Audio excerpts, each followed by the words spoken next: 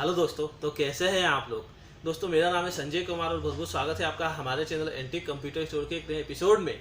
तो आज एक फिर से नया पीसी बिल्ड का वीडियो लेके हाजिर हूं मैं आपके लिए। तो दोस्तों आज की इस वीडियो में हम बिल्ड करने वाले हैं बहुत शानदार यहाँ पे एक एडिटिंग पीसी, मल्टीटास्किंग पीसी जो कि है AMD Ryzen की तरफ से। तो मेरे एक कस्टमर जो भोपाल में रहते हैं उन्होंने मेरे कुछ वीडियो देखे तो मुझसे कॉन्टेक्ट किया था कि उनको भी पीसी बिल्ड करवाना है एडिटिंग के पर्पज से और मल्टीटास्किंग के काम के लिए। तो मेरे जो कस्टमर है वो प्रोग्रामिंग डेवलपमेंट का काम करते हैं, वेबसाइट डेवलपमेंट का काम करते हैं, साथ ही इंटरनेट स्टूडियो का भी काम करते हैं और उन्होंने मल्टीटास्किंग करनी है। कई सारे इनके विंडोज इस पीसी पे खुले रहेंगे, तो उस काम के लिए आज हमने पीसी बनाया है। दोस्तों आप चाहें तो इस पीसी का इस्तेमाल गेमिंग के लिए कर सकते हैं, हाई एंड गेमिंग के लिए, अल्ट्रा गेमिंग के लिए एकदम शानदार रहेगा, बहुत बढ़िया परफॉर्म करेगा गेमिंग में और एडिटिंग में। तो आइए दोस्तों हम देखते हैं कि हमने कौन कौन से कंपोनेंट्स बिल्ड में इस्तेमाल किए, उनकी टेक्निकल डिटेल्स क्या है, फीचर क्या है, कॉस्ट क्या है। इसके बाद में हम इस पीसी को असेंबल करेंगे और असेंबल करने के बाद इस पर सिने बेस टेस्ट करके इसके बेंचमार्क को चेक करेंगे। तो आइए दोस्तों शुरू करते हैं। तो दोस्तों सबसे पहला जो कंप्यूटर बिल्ड का वो है एक प्रोसेसर CPU। तो जो CPU हमने इस बिल्ड में इस्तेमाल किया वो AMD की तरफ से आने वाला R5-3600 AMD का Ryzen 5 3600 हमने CPU इस्तेमाल किया, जो कि एक बहुत बढ़िया CPU रहता है AMD Ryzen की तरफ से। अगर आप AMD Ryzen की तरफ से कोई भी पीसी बनाना चाहें, आप वो गेमिंग के लिए बनाए या फिर अगर एडिटिंग के लिए बनाए, तो आप ये वाला CPU इस्तेमाल करें, बहुत शानदार परफॉर्म करता है गेमिंग और एडिटिंग में।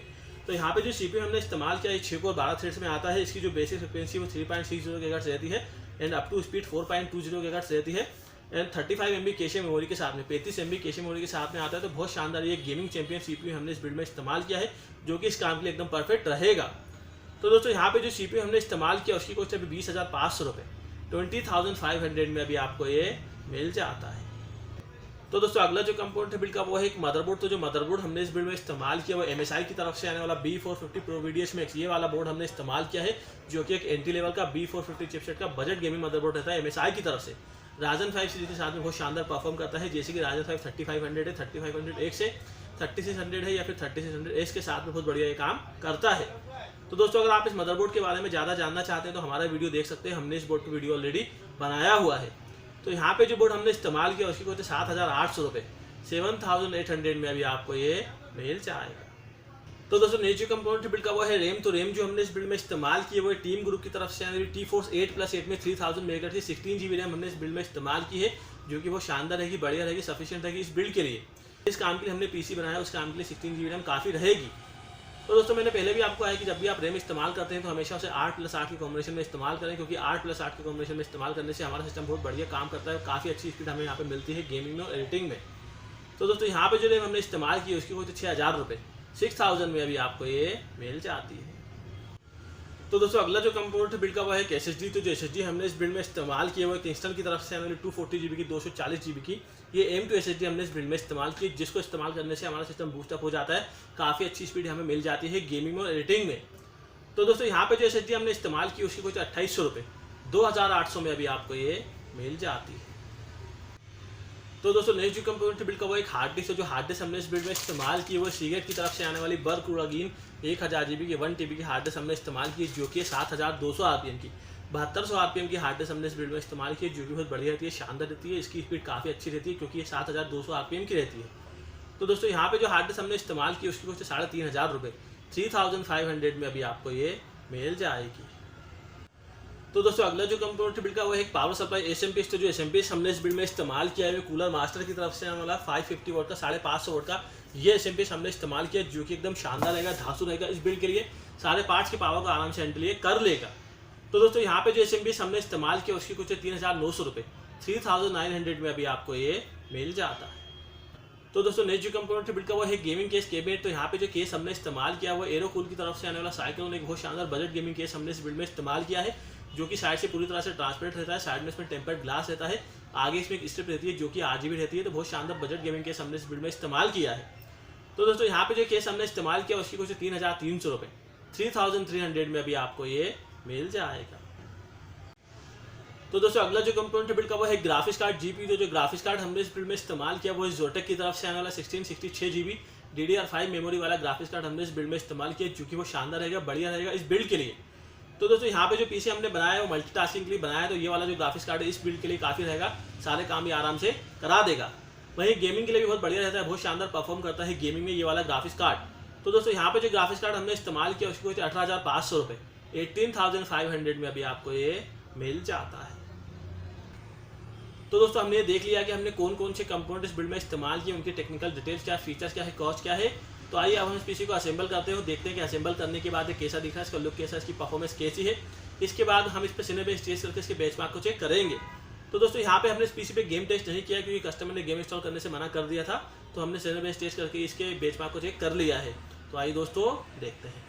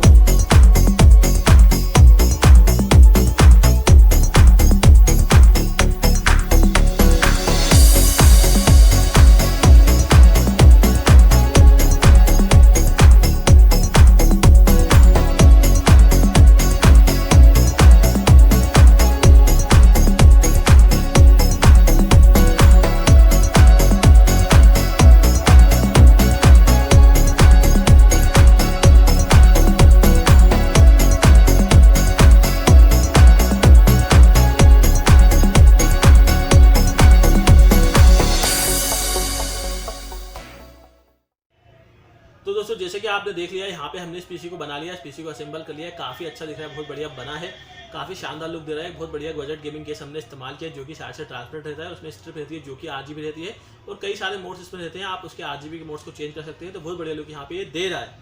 वहीं अगर हम कंपोनेंट की बात करते हैं तो हमने अच्छे और बजट कंपोनेंट का इस्तेमाल करके एक बहुत शानदार बजट वीडियो एडिटिंग का पीसी या फिर बजट वीडियो एडिटिंग का पीसी बनाया है, जो कि बहुत शानदार परफॉर्म करेगा गेमिंग में और एडिटिंग में। वहीं अगर हम परफॉर्मेंस की बात करते हैं तो हमने इस पर सिने बेस टेस्ट करके देख लिया, जिसके अंदर हमको 165+ FPS मिले थे, 165+ FPS हमको मिले थे। और वहीं अगर CPU के स्कोर की बात करते हैं, रेंडरिंग की बात करते हैं, तो उसका स्कोर भी काफ़ी अच्छी रहा था। तो दोस्तों इस पीसी पे अगर आप गेमिंग करेंगे तो आपको 150+ 150+ FPS आराम से मिल जाएंगे, और एडिटिंग के लिए बहुत शानदार ये पीसी परफॉर्म करेगा। तो आप चाहें तो इस पीसी का इस्तेमाल गेमिंग के लिए भी कर सकते हैं, एडिटिंग के लिए भी कर सकते हैं, दोनों ही कामों के लिए एकदम शानदार ये रहेगा। तो दोस्तों अब बात करते हैं कि जो कंपोनेंट हमने इस बिल्ड में इस्तेमाल किए उनकी इनपुट कॉस्ट क्या है और पूरे CPU की कॉस्ट कितनी है। तो जो प्रोसेसर जो CPU हमने इस बिल्ड में इस्तेमाल किया उसकी कॉस्ट 20,500 रुपये, 20,500 में अभी आपको मिल जाता है।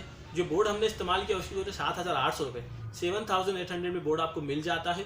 जो रैम हमने इस्तेमाल की उसकी कॉस्ट 6,000 रुपये, 6,000 में रैम आपको मिल जाती है। जो SSD हमने ली उसकी कॉस्ट 2,800 रुपये, 2,800 में SSD आपको मिल जाएगी। जो हार्ड डिस्क हमने ली उसकी कॉस्ट 3,500 रुपये, 3,500 में हार्ड डिस्क आपको मिल जाएगी। जो पावर सप्लाई हमने लिया उसकी कॉस्ट 3,900 रुपये, 3,900 में SMP आपको मिल जाएगा। जो गेमिंग केस हमने लिया उसकी कॉस्ट 3,300 रुपये, 3,300 में केस आपको मिल जाएगा। और जो ग्राफिक्स कार्ड हमने लिया उसकी कॉस्ट 18,500 रुपये, 18,500 में ग्राफिक्स कार्ड आपको मिल जाता है। तो पूरा जो CPU बन के कंप्लीट हुआ है वो 66,000 रुपये में, 66,000 में बहुत शानदार यहाँ पे हमने gaming PC video editing PC बनाया है, जो कि बहुत शानदार एक budget gaming PC budget video editing का पीसी है। तो दोस्तों अगर आप भी कोई पीसी बिल्ड करना चाहते हैं, कोई गेमिंग पीसी, कोई वीडियो एडिटिंग पीसी या किसी भी तरह का आप कोई कंप्यूटर परचेस करना चाहते हैं, या फिर अगर आप ये वाला पीसी परचेस करना चाहते हैं तो हमसे कांटेक्ट कर सकते हैं, हमें कॉल कर सकते हैं, हमें व्हाट्सअप कर सकते हैं, या फिर हमारी वेबसाइट www.ondoorcomputer.com पर आप विजिट कर सकते हैं। या फिर अगर आप भोपाल में रहते हैं तो हमारे स्टोर पर विजिट कर सकते हैं, जो कि लोकेटेड लालघाटी स्क्वायर भोपाल पर। और अगर आप भोपाल में रहते हैं, भोपाल से बाहर रहते हैं, तो हमसे कांटेक्ट करके या फिर हमारी वेबसाइट पर जाकर किसी भी तरह के पीसी का ऑर्डर हमें दे सकते हैं, जो हम आपके घर पर भेज देंगे 7 दिनों के भीतर। तो दोस्तों अगर आप हमसे पीसी बिल्ड करवाते हैं, पीसी परचेस करते हैं, तो गेम्स हम आपको फ्री देते हैं, गेम्स का कोई चार्ज नहीं रहता है। साथ ही जो हमारी असेंबलिंग सर्विस है वो भी फ्री रहती है। और अगर आप भोपाल में रहते हैं, भोपाल में रहकर आपने पीसी परचेस किया है तो फ्री होम डिलीवरी करके भी हम आपको देते हैं। तो दोस्तों अगर ये वीडियो आपको पसंद है तो इसे लाइक कीजिए, शेयर कीजिए। इसी तरह के वीडियोस और भी देखना चाहते हैं पीसी बिल्ड के बारे में, कंप्यूटर के बारे में, तो हमारे चैनल को सब्सक्राइब कर दीजिए। थैंक यू, धन्यवाद।